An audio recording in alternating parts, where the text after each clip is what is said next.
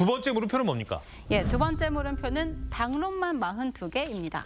국회가 개원한 지 한 달 반쯤 됐는데 민주당이 당론으로 발의한 법안만 42개나 됩니까? 예, 맞습니다. 하루에 법안 하나꼴로 당론 지정을 한 셈입니다.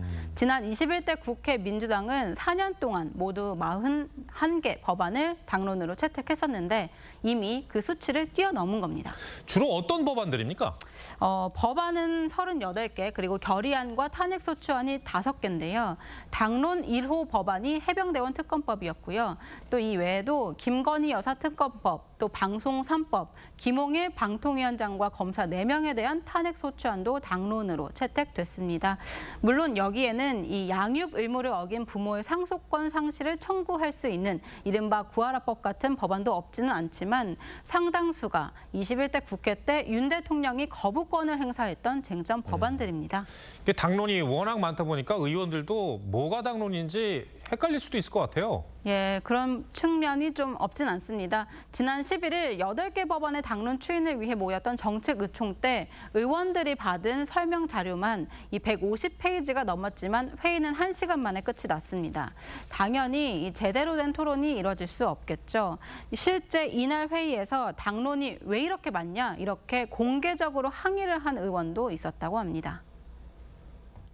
자유토론 시간 당연히 있었는데 의견이 안 나오고 의원들께서 별로 이렇게 토론에 집중 안 하시는 분위기여서 토론에 집중을 안 했다는 말이 이제 웃으면서 할 수 있는 말인지 좀 듣는 입장에서 좀 의아하긴 한데요. 이 당론이라는 게 이 법은 당 전체 총의를 모았다라는 일종의 선언 같은 거잖아요. 네. 이렇게 되면 소신 투표 같은, 그러니까 반대를 하는 의견이 있어도 그걸 표출을 못할 것 같아요.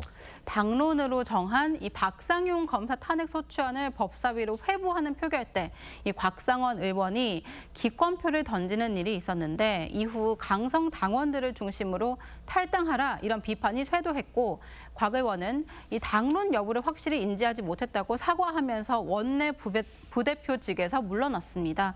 이 곽 의원이 실제로 당론 여부를 인지하지 못한 건지 아니면 이 좀 소신 투표를 했다가 한 발 물러난 건지는 곽 의원 말고는 좀 알 수 없겠지만요. 어느 쪽이든 과도한 당론 채택의 폐해다 이런 지적이 나오곤 있습니다. 네, 알겠습니다. 두 번째 물음표도 정리해 주시죠. 예, 두 번째 물음표 당론만 42개의 느낌표는 보신 투표 대신 소신 투표 이렇게 뽑아봤습니다. 이 우리 헌법에 국회의원은 좀 양심에 따라 직무를 수행한다 이렇게 규정을 하고 있습니다. 양심에 안 맞더라도 징계 혹은 당내 비판이 두려워서 좀 소신껏 투표하지 못하는 일이 많아지면 안 되겠습니다. 물론 현실 정치에서 당론 채택 자체를 막을 수는 없겠지만 좀 최대한 소신 투표를 보장하는 노력 여야 모두에게 필요해 보입니다. 네, 한송은 기자 잘 들었습니다.